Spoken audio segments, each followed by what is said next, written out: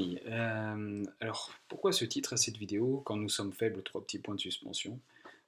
Parce que je me suis dit qu'au sein, de cet évangile de gloire, que nous présentons et dont on a vécu là ce week-end avec John Crowder, qui nous confirme et qui nous martèle, cette révélation que l'homme pécheur, que la nature héritée du premier Adam a été crucifiée, ensevelie et finie une fois pour toutes dans la mort de Christ, afin d'être participant, dans la résurrection de Christ, dans le partage de du nouvel homme, du dernier Adam. Euh, alors pourquoi cette notion de faiblesse au milieu même de cette révélation que Paul nous dira dans 2 Corinthiens 5, 17, que nous sommes une nouvelle création en Christ et que les choses anciennes se passaient et que voici toutes choses sont devenues nouvelles.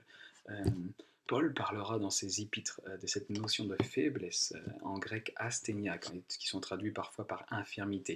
Mais là, Paul ne parle pas d'infirmité, de maladie, non, il parle de faiblesse comme un état général. Euh, Par exemple, dans 2 Corinthiens 12, 7 à 10, à la fin, il dit, mais quand je suis faible, c'est alors que je suis fort.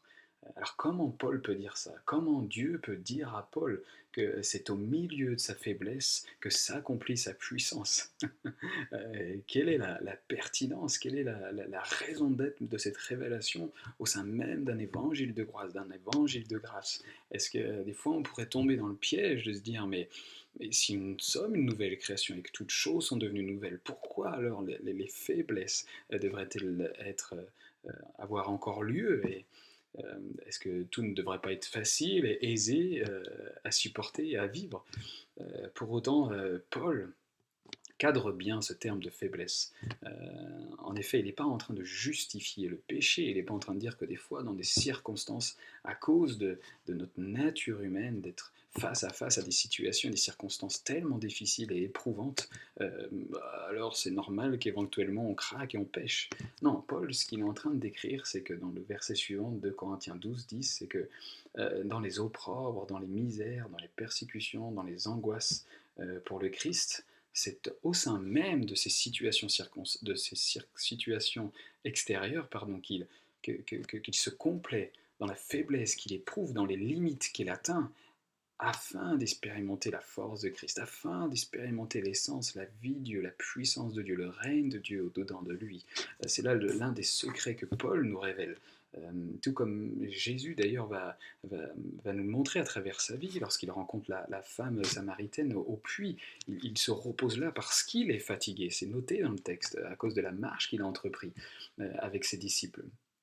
Mais au moment où il co-participe à l'action du Père, de révéler les choses à la femme samaritaine, de lui parler même de choses glorieuses de l'Évangile, concernant l'adoration en esprit et en vérité, et l'image de ce puits pour nous qui est si riche, de ces sources d'eau vive jaillissant au sein même de l'humanité dont Jésus seul peut nous donner à boire, peut nous révéler cette source-là.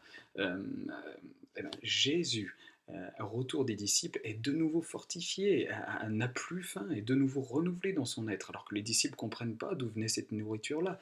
Mais Jésus lui-même dira que cette nourriture était d'une autre nourriture, celle de accomplir la volonté du Père. Donc nous-mêmes, dans notre vie au quotidien, moi-même, avec ma femme ayant 4 enfants, certes, je ne participe pas aux persécutions pour la raison de Christ et pour la cause de Christ, mais quand les 4 enfants se mettent à pleurer, ou même un d'ailleurs, je peux atteindre mes limites, ne serait-ce qu'à cause de mes tympans, à cause de l'émotion qui peut comme ça monter en pression parce qu'on ne comprend pas pourquoi notre enfant va pleurer, ou qu'il n'y a rien de rationnel à ces pleurs. Ou alors vous êtes en appartement et un chien aboie de minuit à 3 heures du matin et vous empêche de dormir. Ou toutes sortes de raisons de notre quotidien, et quel contexte même de l'incarnation de Dieu qui s'unit à l'humanité, Dieu qui s'unit de la chair, Dieu qui est au sein de notre humanité, dans toutes nos circonstances, dans toutes nos situations au quotidien. Cette dimension de faiblesse n'est pas au contraire une excuse pour pécher, une raison pour pécher, une sorte de oui, de se dire, oh, bah là, je suis dans une situation compliquée et cela explique pourquoi j'ai péché. Non, Paul, ce qu'il veut dire, c'est qu'au contraire, dans ces situations de faiblesse, ces situations de limite de sa nature humaine, de cette notion dont Paul parlera de l'homme extérieur et de l'homme intérieur dans 2 Corinthiens 4, 16, cette ésotène, anthropos, homme intérieur, et exo, anthropos, homme extérieur. L'homme extérieur peut se détruire, mais l'homme intérieur, lui, se renouvelle de jour en jour. L'homme extérieur peut être confronté quotidiennement et continuellement aux circonstances extérieures si compliquées. Pour Paul, les naufrages, la famine, la nudité, l'éveil, la soif, comme dira dans 2 Corinthiens 11, je crois. Dans toutes ces situations si difficiles, si oppressantes, si pesantes, il peut se sentir écrasé, il peut se sentir pressé, il peut se sentir abattu, mais pas sans espérance, mais pas complètement écrasé. Paul trouvera le secret que dans ces situations-là, d'extrême faiblesse, de sentir confronté à ses limites, il trouve la puissance de Christ demeurant en lui. Lui-même, Paul dira, je me glorifie dans mes faiblesses afin que la puissance de Christ demeure sur moi. Nous avons cet appel à découvrir le trésor dont la richesse, dont la puissance infinie demeure en nous et ne provient pas de l'homme, de ce que nous pouvons faire en nous-mêmes, mais provient bien de Dieu.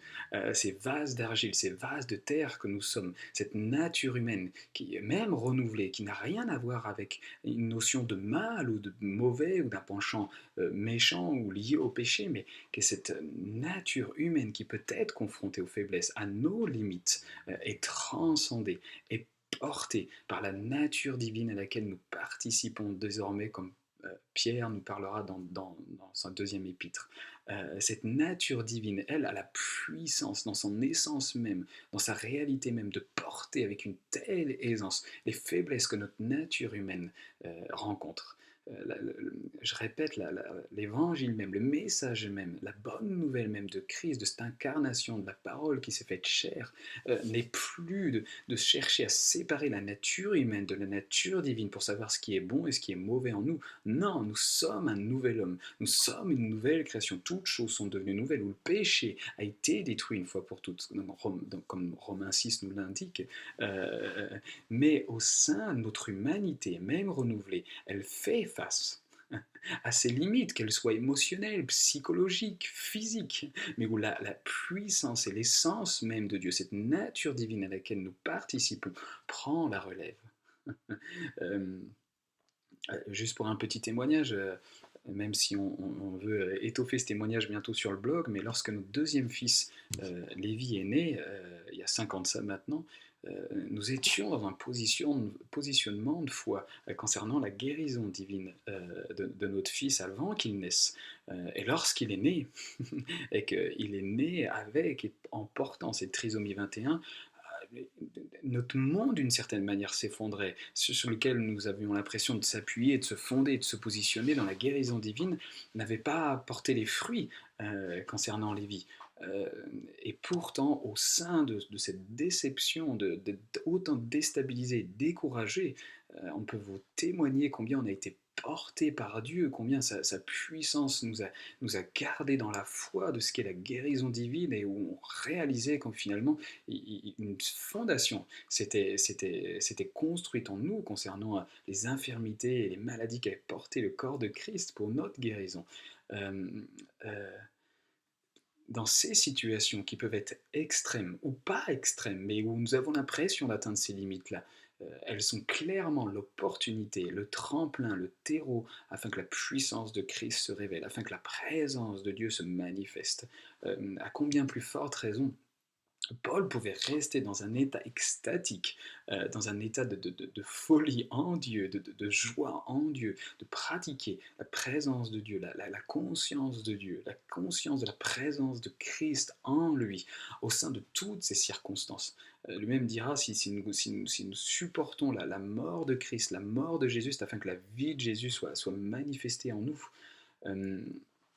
Euh, dans 2 Corinthiens 13, 14, bien qu'il ait été, en parlant de Jésus, crucifié dans la faiblesse, Toutefois, il est vivant par la puissance de Dieu. Jésus, lorsque Paul parle de sa faiblesse, il ne parle pas du péché de Jésus, puisque Jésus n'avait jamais péché. Donc, lorsqu'il parle de sa faiblesse, il parle de sa nature humaine qui a pu recevoir les clous enfoncés dans sa peau et dans sa chair, et la mort qui a pu le saisir.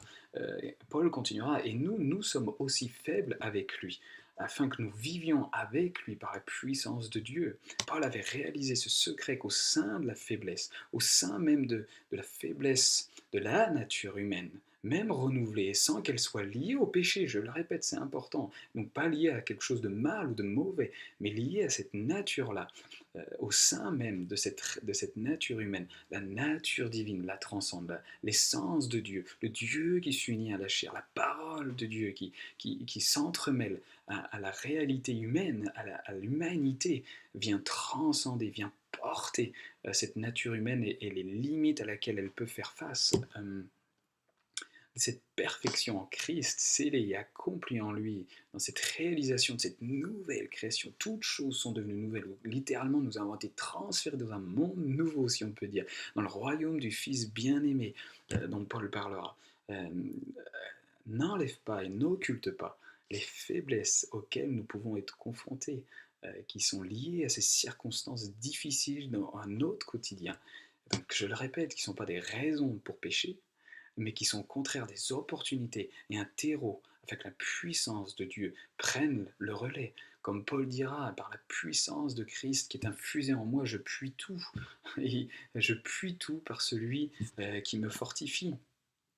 Donc, voilà, cette conclusion qu'on ne cherche pas à séparer, à scinder cette nature humaine de la nature divine.